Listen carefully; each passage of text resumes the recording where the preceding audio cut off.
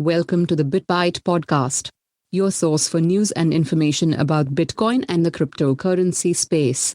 This podcast is meant for educational and entertainment purposes only, and is not financial advice.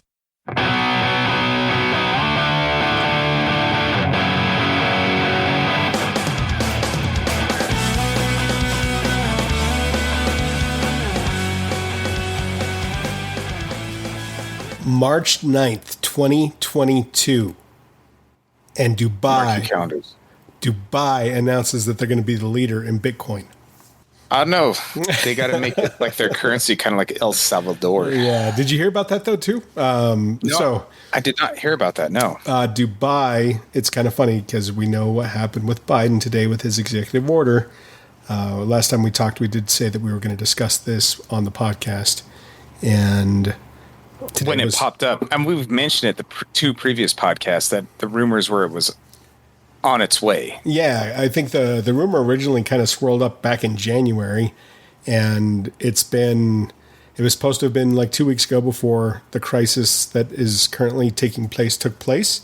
And we've been waiting like, well, when's it going to be released? What's it going to be? I think we had fears that it could be very draconian. Well, I'm full disclosure, I was kind of paranoid about that. Yeah. Matter of fact, I think I even stated that in the podcast. So, you know, I was wrong. So this is what it always comes down to, and especially in the United States, is that if they think they can make some tax revenue off something, some substantial tax revenue off something, guaranteed they're going to try. Yeah, they're going to try. They're going to give it a good, solid try. College try. But yeah, so, and just not to be outdone, Dubai announced today, too, that they were going to be the leader in Bitcoin across the globe, is what they were saying. So I don't know. I think they did outdo Biden. Well, I mean, considering they probably just said straight up, we're gonna be on all over Bitcoin, that probably pretty much outdoes Joe Biden. And I mean, so as much as I want to give Joe Biden hate and discontent about the state of things in a lot of ways, not that I want to be political, I just don't think he's a very good leader right now, or probably ever was. Full agreement here. Yes, there was a lot of. I think there was at least. I think this executive order. Obviously, I don't think he probably drafted it himself. Basically, it's setting a precedent, and it's basically a watershed moment, right? Like, absolutely, we're not going to ban Bitcoin. That's number one, first and foremost. That when you look at this thing and you start going through it, that's not going to be what's going to happen, which I know a lot of people are afraid of. Now, and at the same time, it's still extremely vague. It's very dovish in the sense of what it's going to do towards cryptocurrencies and specifically Bitcoin. But at the same time, there's also that hint of CBDCs in there. What do you mean by that? Because the last point they talk about within that is the central bank digital currencies. Oh, yeah, Well, I'm thinking like hemp for whatever reason, or cannabis, CBD. Well, maybe I broke up, but I said CBDCs. Oh, CBD. Okay, that's probably what happened. Central bank digital currencies. So that's the only thing. I mean, you got to be careful with that, and that's something that you and I have talked about before too. Is that, you know, this? I don't get me wrong. I'm extremely pleased with the news that came out of this, but at the same time, like that central bank digital currency, like the masses need to understand what those are. Yep, and how dangerous this is. Yeah, exactly. I mean, yeah. Anyways, so kind of go ahead. Well, actually, I think we should kind of touch on the central bank digital currency. I mean, for anybody who doesn't really know what that will be like, I mean, they've, like in the one book we read together, the what is it called? Bitcoin, the money you can't bleep with. Yeah. Right. The hardest money you can't with. Yes. And they talked about the quote unquote Fed coin, like the Federal Reserve coin, and how it will be tracked, taxes will be taken out, if you disobey like the social credit, it can be taken away from you. I mean, if it is implemented, it can be one of the most draconian things that anybody can be under. Right. It'll be like the social credit system in China. Yeah. Well, and there's a lot to be said about that kind of that digital oversight and surveillance kind of state that we're heading towards. And it's funny, you kind of bring that up because I mean, even in Russia, Elon Musk was catching flack because he could literally disable all the Teslas in Russia. Yeah, with software. He could Which just is crazy. Yeah. So, I mean, when you think about that, I mean, when you have, if your government or whatever, politically speaking, and I mean, thankfully, Elon Musk is like, no, I'm not going to do that. That's ridiculous. He could do that. Kidding. I mean, that's. Well, if he did do that, I think worldwide his vehicles would just take a dump as far as their sales go. Yeah. Oh, no, for sure. I mean, you would think. I mean, and the problem is, every time people never think that they're going to be on the opposite side of that fence, right? Exactly. But they're the bad guys. Well, yeah, because that just so happens to be where they were born. How, I mean, why do you want to hurt those people that just because they were born in Russia? Most of them are innocent too. It doesn't matter, right? Exactly. I mean, good or bad, whatever our country does, we were born here. We really had no choice in what was happening with any foreign policy that was carried out in our lifetime, right? Correct. Yeah. I mean, other than, and even voting for the people that you vote for, like, I mean, once they get in there, they do whatever the hell they want. So it becomes... That's definitely the truth right there. Yeah. It becomes one of those things where you've got to be careful with that kind of oversight. And yeah, Bitcoin is transparent, right? It's fully transparent. You can see everything with it. So yeah, it's, the CBDC is basically, so kind of going back to what you're talking about, it's the same thing as the Tesla thing. It's the same thing that you see in Canada. It's at that point, you probably will not have a bank. Like if we actually go to CBDCs, I'm sure they'll exist in some way, shape or form. Because I can't imagine they're going to want to give up their position of power and their basically their position of power. I don't know how else to put it. Well, and I would also say, like, the central bank is friends with all the other bankers. I mean, I don't think they want to just put all of their friends out of business, I'm assuming. Right. Well, I mean, and so basically you've got to think, okay, so, and we do need to do a deep dive. We're going to go into this eventually. We're going to have a video that talks about money. But when you talk about inflation and money printing, that happens at your local banks. Right? Yep. You go deposit your $100 or whatever, and then they take that and they turn it into $10,000 or whatever, and basically buy loans. Or basically they're distributing loans to other people based off the small fraction that they keep of your money, and that inflates the money supply. So it's when times are loose and money's cheap, they print it like crazy. They give everybody loans. So yeah, and then with the CBDCs, you have no, I mean, they have complete control. They can lock you down for anything. Absolutely. And what's kind of crazy about this whole thing is most people don't even know that the Federal Reserve is not a federal entity. Right. It's neither federal nor does it reserve anything. Right. It's a private bank, which I'm not opposed to, but they're a private bank that is granted monopoly powers over so much of our money's function. And it goes from the creation of money, that goes for interest rates, all sorts of things. It's insane when you think about it. Yeah, I can't remember who was the head of the Fed during the 2008 crisis. Do you remember? Well, it was Bernanke. Okay, Bernanke, right? Well, Greenspan was served for a long time before that, and I think it was Bernanke who took over right as things kind of went off the rails. Yeah, I was going to say Greenspan is who I remember when I was in economics class in college. It was Greenspan because I remember my economics teacher talking about, who's the most powerful man in the world, and everybody was saying, oh, it's the president, and he's like, no. He's like, it's the head of the Federal Reserve. It's Alan Greenspan.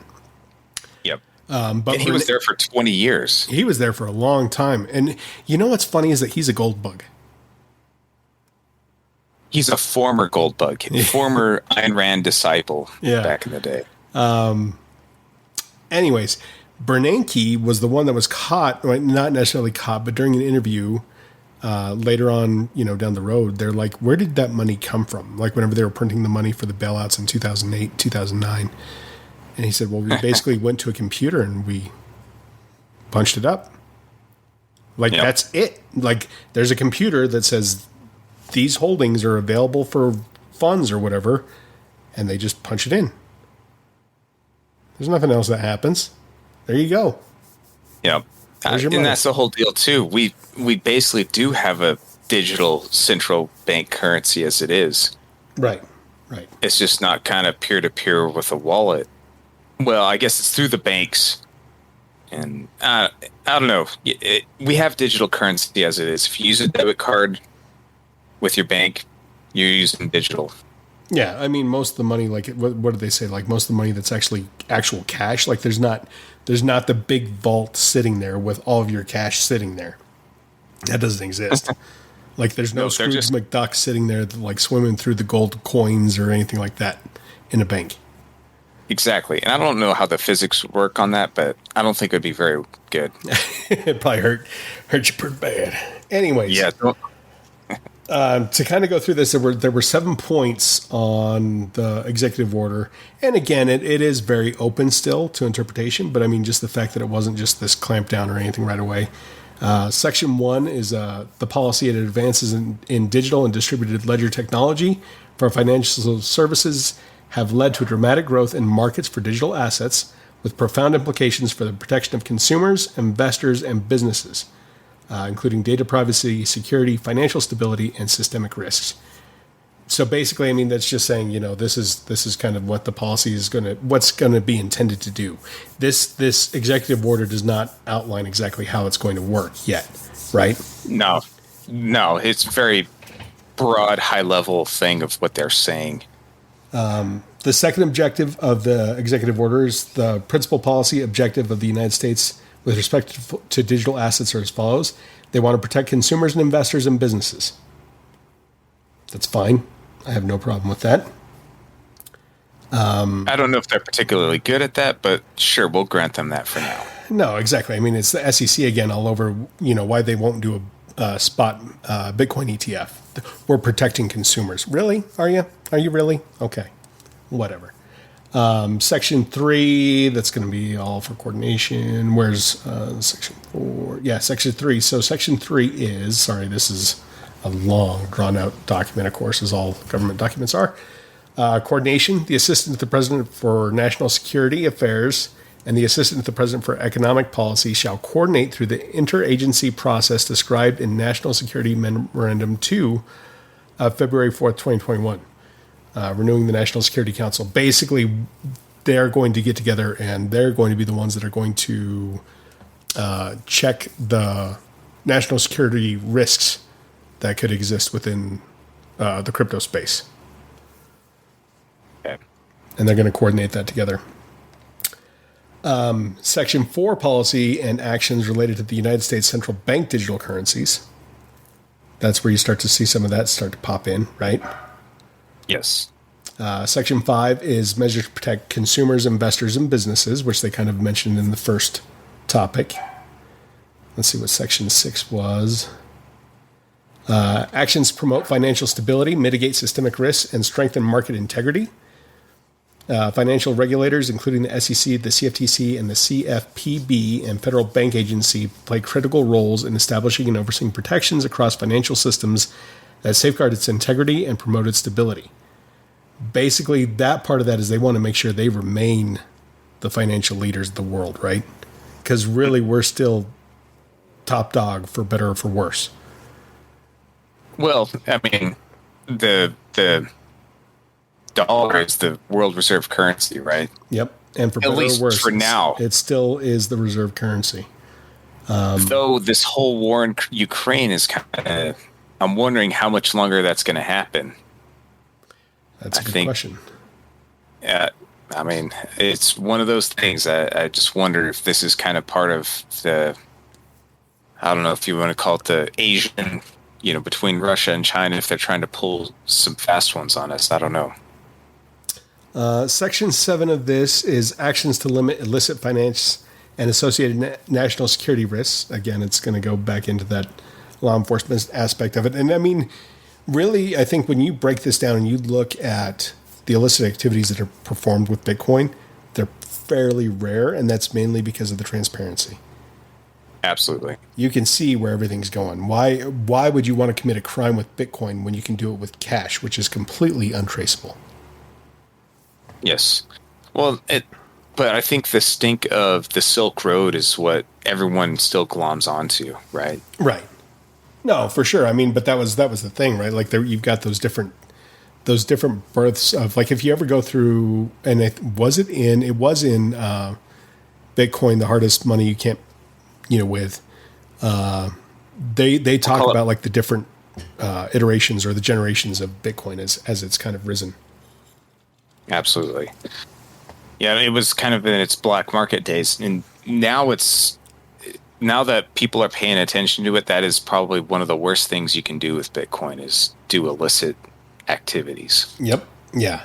I mean, it leaves a freaking breadcrumb of everything it does. Exactly. I mean, it's basically everybody will have safety deposit boxes with Bitcoin, but you can see exactly what's inside the box and where that came from. Exactly. It goes back to that transparency aspect of it, which is the double-edged sword. I mean, you can't have one without the other with that decentralized ledger technology of it. And I'm okay with that. I really honestly don't mind. But that's the thing when it comes to the Federal Reserve System. I mean, yeah. Ron Paul was trying to get a bill passed when he was in Congress to audit the Fed because that's never happened. Mm-hmm. So, I mean, we're going from one extreme where there's like this total secret thing that's not even governmental to something that's just open to the whole world. Yep. And I'd take open. I'll take open as honest versus hidden as secretive and maybe nefarious. Yeah. You know what I mean? No, I completely agree. And so, I mean, really, that's almost the entirety of the bill. I mean, that's the main points of it. Again, it's vague. It doesn't talk specifics. It doesn't say anything. Basically the big takeaway is that they're not banning Bitcoin, and they do want to make sure they stay on top of being the leader. However that's going to look, however it's going to break down. I'm sure they're going to find ways to try and game it in some way, shape, or form. But they're not going to. Right now, there's nothing negative to say about this other than that regulations are coming. They are going to tax it. They are going to make sure that you pay your taxes. And I have no problem in paying taxes. I may not always agree with paying taxes, but I get it. In some way, I get it. And I know that there's a lot of taxes that we pay that are kind of BS. But I don't mind, when you look at stuff for like schools, those types of things. But a lot of that's not even done with your federal income tax. So. No, that's property taxes usually. Yeah. Well, I guess there's a chunk of that's federal, but. Yeah, I understand that there's going to be a cost for living in the United States. I get it. And if I do well, then I expect I should have to pay a certain share. By no means do I want to get taxed to death. But. Well, Hans, you're a better citizen than me. Yeah, I mean, I get it, right? Like, I mean, here's my thing is, right, I want them to be as financially responsible as I'm expected to be. That's where I'm at with the government and when it comes to taxes. Yep. No, I hear you. It's just looking at the recklessness that is the 21st century. America is anything but responsible with its finances. So no, absolutely. I'm not saying they're doing it right, but I mean, I have no problem in, like, if I've made a certain amount of money, I believe that I should have to give them a portion of it. And when I say a portion, it should be a pittance. It shouldn't be some huge amount. But yeah. Well, I agree with you. Especially if they were more responsible with it, I would be happy to pay it. Right? Yeah. It's just, there's that balance between they're trying to take a lot and then there's wasting it on whatever boondoggles come across their desks, whatever's going to enrich them and their family. Yeah. I mean, they're black budgets. We have no idea how much money goes into there. I was watching a video the other night on YouTube, and it was talking about government bases across the world, right, or United States military bases across the world, and they ended up the Pentagon themselves don't even know the full number of bases they own or control all across the globe. They ended up going through this anthropology professor that decided he was going to take upon himself to figure out what it was, and they used his atlas and his cataloged information and his research to update their audit because they didn't even know. Well, okay, I'll give the Pentagon this one. Maybe they just don't want to divulge how much they really do, and so like, I don't know, how many do we really have? I don't know. Let's just use this guy's thing. He's pretty close. We're in like 9 different countries, not like 140. Yeah, no it was way. like, I mean, dude, like when he pointed it out, like, and he just popped them up all over this map. It was ridiculous. I mean, that's not cheap. And some of them are God, like no. they're just like airstrips, like between like jump points between here and China, right? Like, I mean, there's got to be places where they can land, refuel, and just keep going. Yep. I mean, that's part of Or being, where they can just stage an invasion of whatever country they want to around the world. Yep.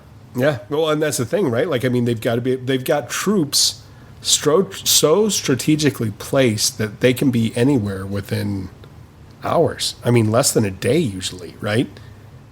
Right.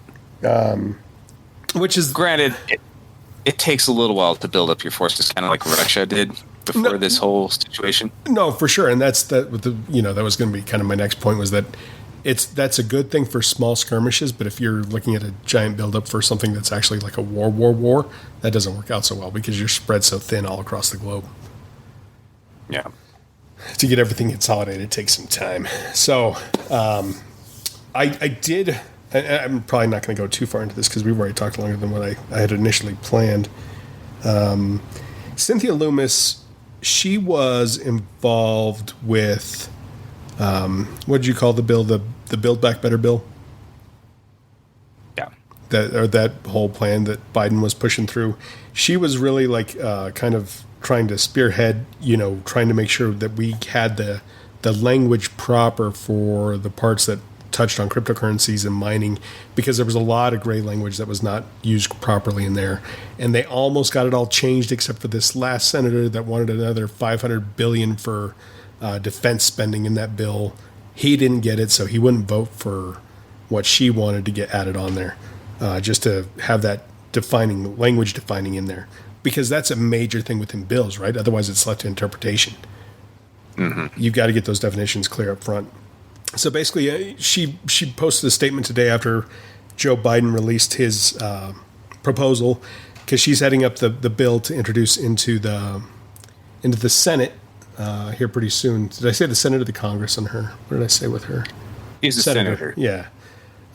It's great to see Biden's administration growing interest in digital assets. And while I agree with the president's desire to combat money laundering and defend American national security, I think his executive order misses the fact that the overwhelming majority of digital asset users are law-abiding and trying to make our financial system better. If he has any doubt, he should look to Wyoming, where digital assets are booming within a common-sense, balanced regulatory framework. We need thoughtful rules around stablecoins, and though I remain unconvinced on the need for a central bank digital currency, the CBDCs, I will continue to follow the Federal Reserve's work in this area closely. I will be laying out my own thoughts on digital assets legislation imminently. Congress is ultimately the arbiter of these issues, and it's time we step up our conversation and work on real legislation. So, and then she posted a picture of the legislative bill that she's been working on. And apparently what she's working on is bipartisan. There's a big group of politicians right now currently working, and I guess they've been working for the past 8 years on making sure we get the legislation proper on crypto. And so she's one of those. So I think that's a good thing, and I think she's a good person to have kind of on our side in this fight. Especially, I mean, considering it sounds like she really understands what she's talking about. Especially she's like, I don't like those CBDCs. I think she seems like a a quality person that really does believe in, this new technology. And this type of issue is totally bipartisan. I mean, we like to crap on the Democrats and the Republicans, but I've seen, a lot of libertarians and conservatives jumping on the cryptocurrency bandwagon, but I've also seen some lefties starting to jump on, like Russell Brand. Mm-hmm. I mean, it really is something that I think can be universal. I mean, when people actually understand what it is,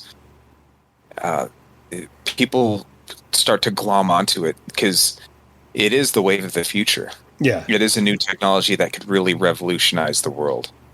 No, I think you nailed it. I mean, it is a power of the people. I mean, that's really all it comes down to. Absolutely. Yeah, I go back to it's the separation between bank and state. And that's what we need more than anything else. Also in crypto news that was kind of brushed over because of this thing that came out, South Korea's new president is Bitcoin, huge Bitcoin supporter. I guess he kind of had that on a part of his platform. Really? Yeah, he just got elected. I didn't even realize that they had elections. Me neither. I just saw that today. And maybe it was a joke because I'm not going to try and say his name because I'd probably butcher it. And that would be the joke, right? Yeah, it's something like Lo Hong Sok or something like that. I don't know what the hell his name was, and I apologize if I butchered his name if I was even close and I got it come somewhat right. But yeah, I mean, it's not draconian. America is embracing Bitcoin, basically. When we look at this, we'll have to just kind of see how the cookie crumbles. I mean, it did a positive impact to the price when you look at that 8% jump or something like that. Yeah, no, people were freaked out and they were ready to jump, and then the news was totally the opposite what everyone is expecting, including me, and so the price went up. So I'm all for that, Yeah, me too. But anyways, guys, let us know your thoughts. I'm kind of curious what some of you guys think on this. If you think this is good, bad, if you're indifferent on the whole thing, let us know. I mean, you can always email us at contact@thebitbypodcast.com. You can also follow us on Twitter. Right now, we only have one Twitter handle, but it's @thebitbypod1. So yeah, thank you guys for listening. Is there anything else you wanted to add? I think I'm good here. All right. We hope everybody's out there. Be safe and take care. We'll talk to you later. Bye.